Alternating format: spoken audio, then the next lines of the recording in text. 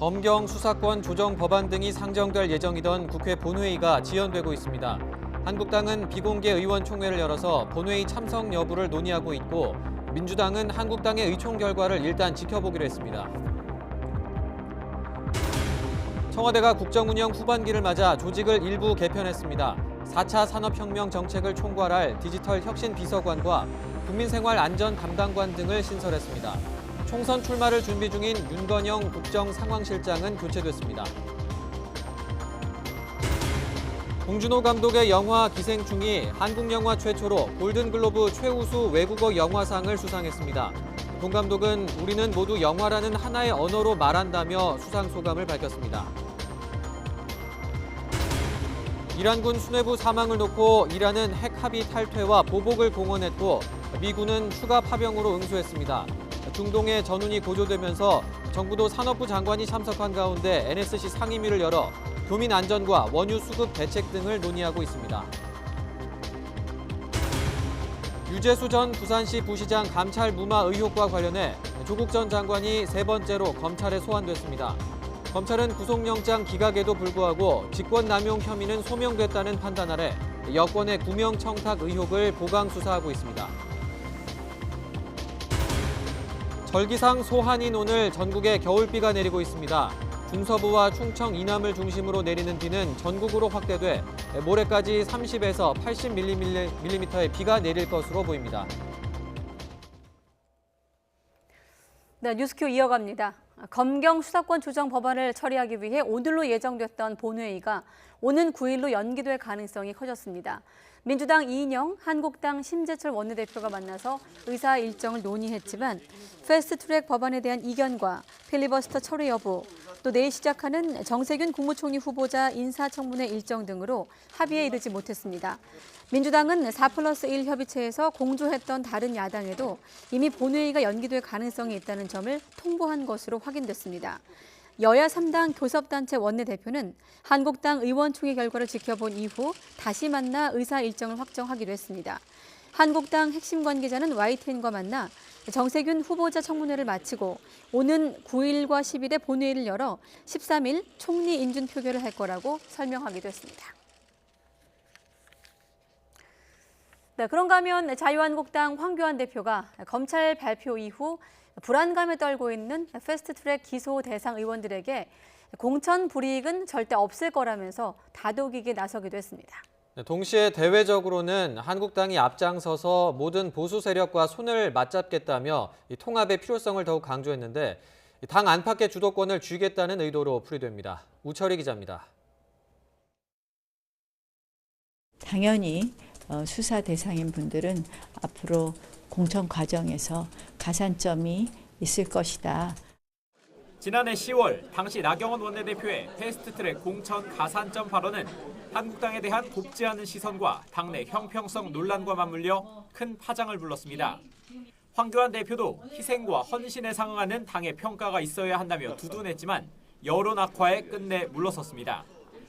하지만 20명이 넘는 한국당 의원들이 재판에 넘겨졌다는 검찰의 공식 발표 뒤 분위기가 정말로 뒤숭숭해지자 황 대표는 적극적으로 수습에 나섰습니다.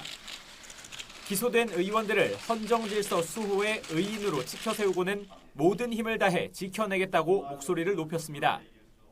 부당한 공천 불이익 절대 없을 것입니다. 혹시라도 이분들이 처한 어려운 상황을 악용하려는 그런 사람들이 있다면 이는 명백한 해당 행위입니다. 실제로 지난 3일 황 대표 주재로 기소된 의원들이 참석한 가운데 대책회의를 열었지만 뚜렷한 대책 없이 불안감만 증폭된 것으로 알려지면서 내놓은 당근으로 보입니다. 황 대표는 동시에 밖으로는 새해 벽두부터 다시 꺼내들었던 보수 통합 이슈를 더욱 부각했습니다. 통합 대상을 직접 하나하나 거론까지 하며 한국당이 물꼬를 트겠다면서 통합 추진위 구성을 거듭 재촉했습니다. 이현주 의원, 이정현 의원 등이 추진하는 전진 4.0 등 신당들 그리고 국민통합연대와 소상공인, 신당 등 모든 자유민주 세력과 손을 맞잡겠습니다. 통합 대상 가운데 하나로 꼽히는 새로운 보수당에서는 유승민 의원이 직접 보수재건 위원장을 맡아 통합 창구로서의 역할을 할 가능성을 열어뒀고, 홍준표 전 대표 등이 참여하는 이른바 국민통합연대에서는 중도 보수 대통합을 위한 연석회의를 열겠다고 밝혀 분위기만큼은 무르익는 모양새입니다. 총선을 100일 앞두고 황교안 대표는 당 내외 위험 요인을 다스리는 데 집중하고 있습니다. 다만 분위기 다지기를 넘어 확실한 리더십을 구축하기 위해서는 이른 시일 안에 양쪽 모두에서 손에 잡히는 성과를 내야 한다는 난제를 안고 있습니다. YTN 우철입니다. 새로운 보수당은 원내대표의 유이동 의원, 총선 기획단장에는 이해훈 의원을 임명하고 좌장격인 유승민 의원은 보수 재건위원장을 맡기로 했습니다. 새 보수당은 보도자료를 통해 공동대표단 명의로 이와 같은 주요 당직 인선을 결정했다고 밝혔습니다. 또 정책위 의장은 정운천 의원, 수석대변인은 지상욱 의원이 각각 임명됐고 정병국 의원은 인재영입위원장을 맡았습니다. 이와 함께 새 보수당은 공무원 시험에 군 가산점 1%를 주는 법안을 발의하겠다고 밝혔습니다. 법무부가 이번 주 검사장급 이상 검찰 고위직에 대한 인사에 나설 것으로 보입니다. 추미애 법무부 장관은 조만간 윤석열 검찰총장의 의견을 들은 뒤 검찰 인사위원회를 열어 검사장급 이상 인사 규모와 대상자를 정할 것으로 알려지고 있습니다. 추 장관은 오늘 아침 출근길 윤석열 검찰총장과 상견례 지연 이유를 묻는 취재진의 질문에 아무런 답변도 하지 않았습니다. 추 장관이 이번 인사를 통해 공석인 7개 고검장과 검사장 자리를 채우면서 조국 전 장관 관련 수사 지휘부를 교체할지 관심이 집중되고 있습니다. 이렇게 추미애 법무부 장관이 이번 주 대규모 검찰 간부 인사에 나설 거란 전망이 나오고 있는 가운데 김우현 수원고검장이 사의를 표명했습니다. 김 고검장은 YTN과 전화통화에서 오늘 오전 법무부에 사의를 전했다고 밝혔습니다. 김 고검장은 지난달 검찰 내부막에 국회 신속처리 안건으로 지정이 된 검경수사권 조정 법안으로 과도한 경찰권 집중 우려와 실무적 문제점이 우려된다면서 수정안을 긴급 상정해야 한다는 글을 올리기도 했습니다.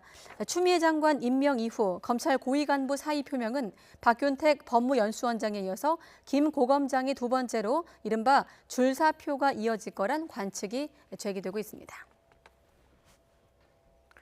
네, 국회에서 속보가 조금 전 들어왔습니다. 자, 한국당 의총 이후 좀 결정될 것이다라고 앞서 방금 전 전해드렸는데 오늘 본회의가 불투명한 상황이었고 이 검경 수사권 조정 법안을 처리하기 위한 본회의 오는 9일로 연기될 것이다 이런 가능성이 높아졌다는 소식이 있었는데요. 한국당이 오늘 본회의를 안 열기로 했고, 자 9일부터 시작할 것이다. 앞서 전해드린 내용하고 좀 겹치는 부분이 있죠. 자 민생 법안에 대한 필리버스터는 전면 철회할 것이다. 이런 입장도 추가가 됐고, 다만 이 필리버스터 철회 조건은 민생 법안을 우선 처리하는 데 있다라는 입장까지 들어왔습니다. 조금 더 정리가 되면 다시 한번 본회의 관련 얘기를 할 텐데요. 일단은 한국당 의총이 끝이 났고 오늘은 안 열지만 9일부터 시작할 것이다 라는 속보가 조금 전 들어왔습니다.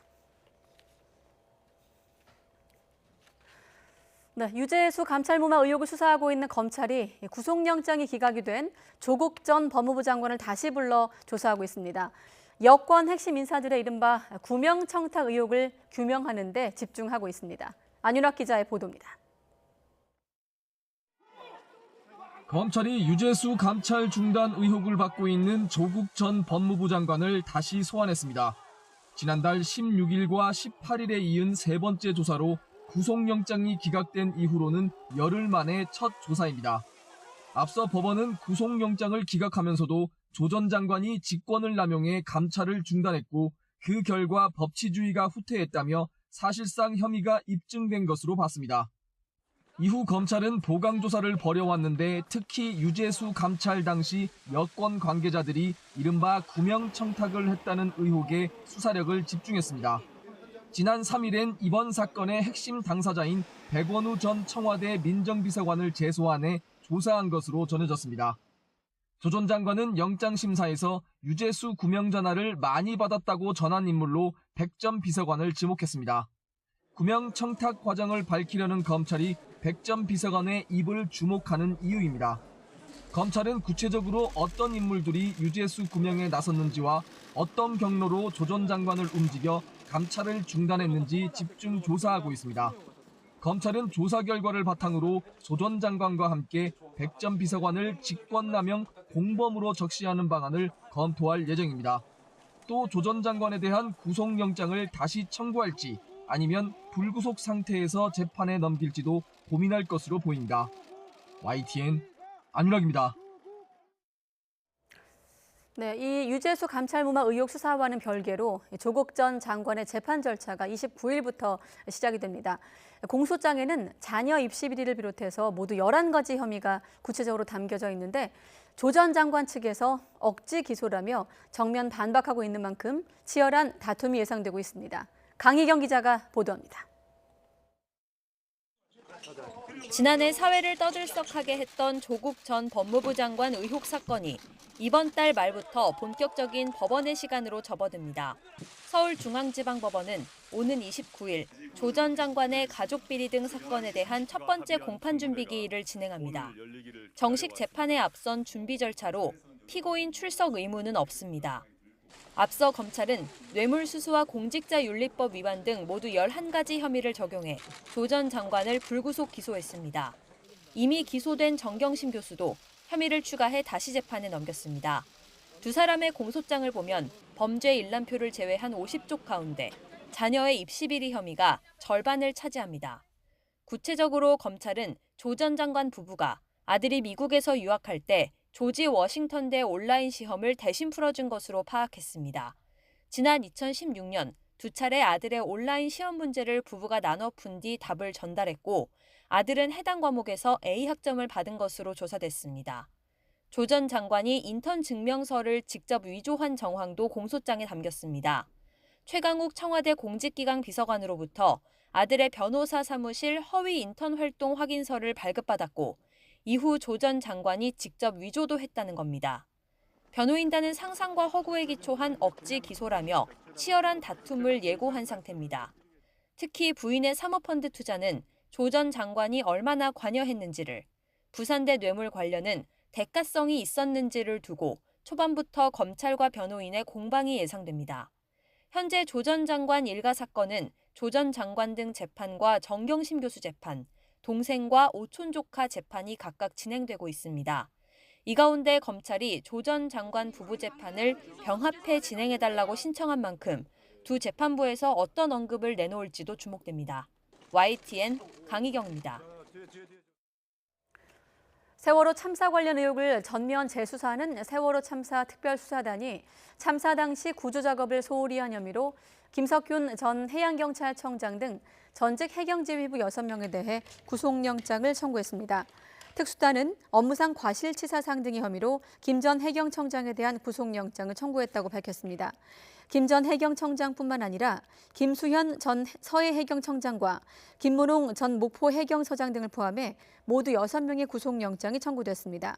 지난해 11월 검찰 특수단이 출범한 이후 첫 구속영장 청구로 세월호 참사 이후 검찰이 해경 수뇌부에 대해 신병 확보에 나선 것은 이번이 처음입니다. 미국과 이란의 갈등이 커지면서 우리 정부도 합동대책회의와 청와대 국가안전보장회의를 열고 최악의 상황에 대비하고 있습니다. 올해 추진 예정으로 알려진 호르무즈 해협 파병에 대해서도 숙고하고 있는 것으로 보입니다. 장하영 기자입니다.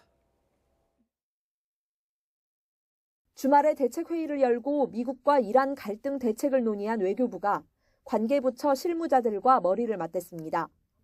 국가안보실과 국무조정실, 국방부와 산업통상자원부, 해양수산부가 모여 중동 정세를 공유했습니다. 오후에는 정의용 청와대 국가안보실장 주재로 국가안전보장회의가 열렸습니다. 현재 중동 지역에 체류하고 있는 우리나라 국민은 거셈 솔레이마니 이란 혁명수비대 사령관이 사망한 이라크 지역에 1,600여 명을 비롯해 이스라엘 700여 명 등 모두 2,000명이 넘습니다. 정부는 이 지역에 있는 우리 국민과 기업이 현재까지 안전한 걸로 파악했습니다. 정부 당국자는 미국과 이란 모두 전쟁을 원하지 않는다고는 하지만 현장에서 우발적으로 확전될 가능성을 배제할 수 없다면서 최악의 시나리오에 대비한다고 밝혔습니다. 가장 큰 관심은 이란 영해가 포함된 호르무즈 해협입니다. 우리 석유 선박 70%가 호르무즈 해협을 지나는 만큼 당장의 원유 수급과 선박 보호 대비책이 논의됐습니다. 올해 예정된 걸로 알려진 우리 해군의 호르무즈 파견에 대해서는 아직 결정된 바가 없다며 말을 아꼈습니다. 호르무즈 해협 해양 안보 구상과 관련해서도 같은 입장인데요. 우리 선박과 국민 보호에 기여하기 위한 다양한 방안을 검토 중입니다. 하지만 아직까지는 구체적으로 결정된 바는 없습니다. 지난해 정부는 미국이 주도하는 국제 해양 안보 구상에 연락 장교 1명을 보내고 아덴만 지역에서 활동하고 있는 청해 부대를 호르무즈 해협으로 이동시키는 방안을 검토한 걸로 알려졌습니다. 동맹이자 북핵 문제 공조 등이 걸려 있는 미국의 파병 요청을 무시하기 힘들지만 함정을 파견했을 때 이란으로부터 보복 공격의 대상이 될 수 있다는 점 때문에 섣불리 행동하기 힘듭니다. 정부 관계자는 호르무즈 해협 파병 결정 등이 우리 국민의 안전을 증진할 것인지 정세 판단을 해서 결정할 거라고 설명했습니다. YTN 장하영입니다. 미국이 이란 군부 실세를 표적 공습한 것과 관련해 북한은 중국과 러시아 외교장관의 입을 빌어서 우회적으로 비난했습니다. 아직 공식 반응은 내놓지 않은 가운데 북한 대외 선전 매체는 중동이 미국의 무덤이 될 것이라며 규탄했습니다. 황혜경 기자가 보도합니다. 북한이 미국 이란 혁명수비대 사령관 솔레이마니 표적 공습 소식을 짧게 전했습니다. 그것도 중국과 러시아 외무장관의 입을 빌려서입니다.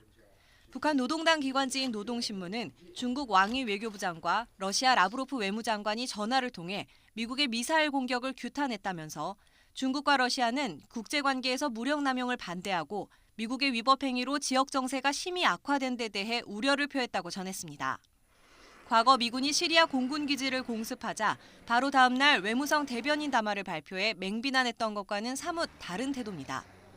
지난 연말 나흘에 걸친 노동당 전원회의 이후 김정은 위원장이 일주일 가까이 두문불출인 가운데 북한이 중동 상황과 북미 관계, 한반도 정세 등을 놓고 향후 행보를 고심하고 있을 것으로 엿보이는 대목입니다.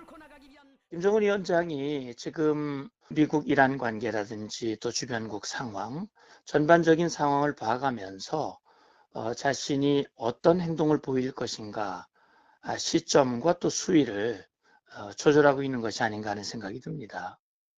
반면 북한의 대외 선전 매체인 메아리는 미국의 표적 공습 소식에 대해서는 별다른 언급은 하지 않은 채 미국이 중동과의 전쟁 수렁에 빠져 허우적대고 있다면서 중동은 미국의 무덤이 될 거라고 비난하고 나섰습니다. 메아리는 또 미국이 탈레반 세력을 제거하겠다는 군사작전을 수행해왔지만 지역 주민들이 탈레반을 지지하고 있어 미국의 군사작전이 실패하고 있다고 덧붙였습니다. YTN 황혜경입니다. 새해 초부터 미국과 이란이 정면 충돌하는 돌출 악재로 불확실성이 커지면서 반등을 기대하던 우리 경제에도 타격이 우려되고 있습니다. 정부도 상황을 예의주시하면서 긴박하게 움직이기 시작했습니다. 김태민 기자입니다. 지난해 우리나라의 이란산 원유 수입 비중은 3.4%에 불과합니다. 당장 공급 차질로 인한 가격 상승 우려는 크지 않은 상황. 문제는 이란이 세계 원유 수송의 관문인 호르무즈 해협을 봉쇄할 경우입니다. 우리나라 수입 원유의 대부분을 차지하는 중동산 원유의 수출길이 막힌다면 기름값 인상과 물가 상승을 피할 수 없습니다. 또 이란이 사우디 등 미국 우방국들의 원유 시설에 대한 테러 공격을 감행한다면 국제 유가가 크게 출렁일 수 있습니다. 이에 따라 우리 정부는 민관 합동회의를 열고 긴장 속의 사태를 예의주시하고 있습니다. 앞으로 양국 간의 여러 가지 변화라든지 이런 것들을 상황을 저희가 예의주시할 필요가 있을 것 같고 이에 따라서 저희가 국제 석유 가스 시장의 어떤 불확실성을 충분히 사전에 점검하고 대비할 필요가 있겠습니다. 반등을 노리던 수출에도 악재가 될 가능성이 큽니다. 중동 건설 시장에선 30억 달러 규모의 이라크 건설 계약 체결이 올해를 넘어 또다시 지연될 거란 우려가 커지고 있습니다. 중동 지역 해외 건설 시장에서 불확실성이 증대되었습니다. 향후 장기화 여부를 관망하면서 해외 건설 수주 전략 및 대책을 수립해야 하겠습니다. 그러면서 우리 경제 전반을 흔들 돌발 악재가 될 수도 있습니다. 정부가 올해 성장률 목표치를 2.4%로 잡은 건 미중 무역 갈등이 접점을 찾고 반도체 등 수출 여건이 개선되는 걸 전제로 한 건데 그만큼 불확실성이 커진 겁니다. 사태가 장기화할 경우에는 전 세계 경제까지 뒤흔들 수 있다는 지적입니다. 미중 간의 무역 전쟁이 어떤 1차적인 합의를 한 상황에서 조금 그런 불확실성이 조금 완화되었지만 이런 미국과 이란의 어떤 갈등이 확대된다면 이런 것이 또 하나의 글로벌 불확실성으로 작용할 것으로 보입니다.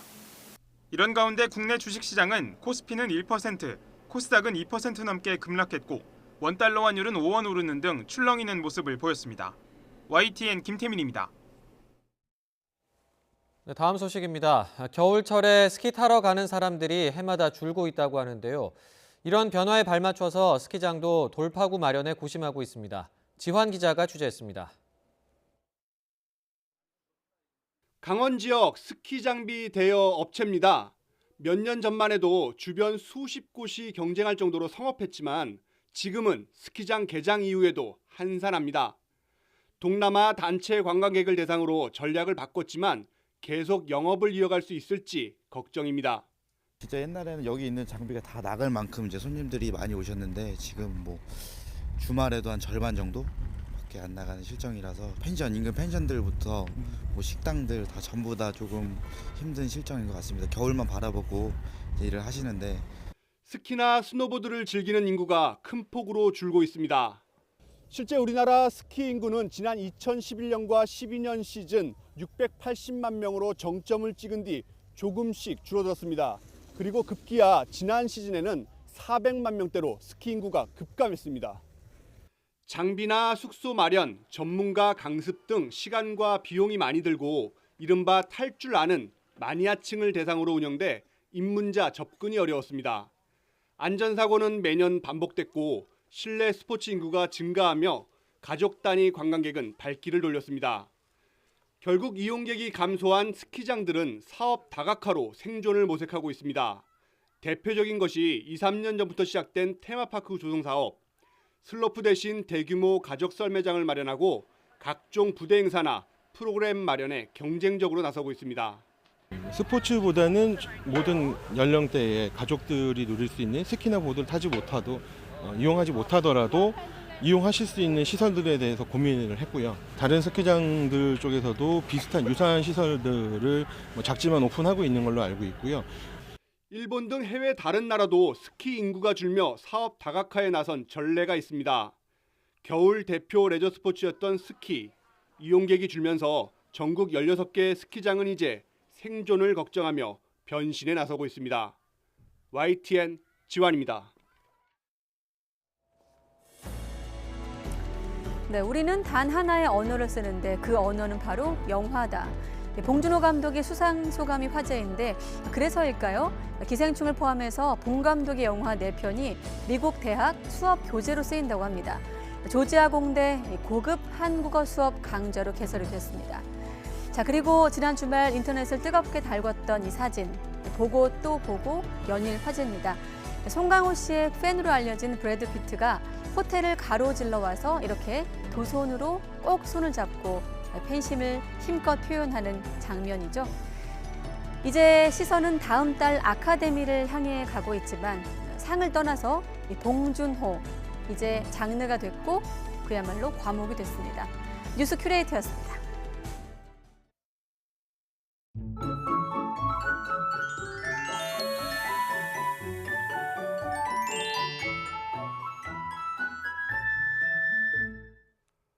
오늘에 이어 내일도 전국 곳곳에 겨울비가 내리겠습니다. 비교적 포근한 겨울 날씨가 이어지면서 대부분 눈 대신 비가 오겠는데요. 기온이 낮은 강원도 산간을 중심으로 많은 눈이 올 것으로 보여 주의가 필요합니다. 오늘 퇴근길과 내일 출근길 우산을 준비하셔야겠습니다. 모레까지 곳곳에 겨울비 치고 많은 양의 비가 오겠습니다. 일단 영동과 제주 산간에 120mm 이상, 그 밖에 전국엔 30에서 최고 80mm의 비가 오겠습니다. 기온이 낮은 강원도 산간 지역은 최고 30cm의 폭설이 내리겠고요. 강원 내륙과 경북 북부, 경기 북부에도 1에서 5cm의 눈이 내려 쌓이는 곳이 있겠습니다. 내일도 비나 눈이 이어지면서 도로가 미끄러울 수 있으니까요. 조심하셔야겠습니다. 또 해안을 중심으로는 바람도 무척 강하게 불 것으로 보입니다. 내일 아침 기온은 오늘보다 기온이 올라 예년 수준을 크게 웃돌겠습니다. 서울 기온이 5도, 춘천 2도, 대구 4도로 대부분 지역이 영상을 보이겠고요. 낮 기온도 오늘보다 올라서 비교적 온화하겠습니다. 서울의 한낮 기온이 7도까지 오르겠고요. 대구 13도, 광주는 15도가 예상됩니다. 이번 비나 눈은 모레 오전에 그치겠고 당분간 심한 추위는 없겠습니다. 날씨 정보였습니다. 이상으로 뉴스큐 모두 마치겠습니다. 함께해 주신 여러분 고맙습니다.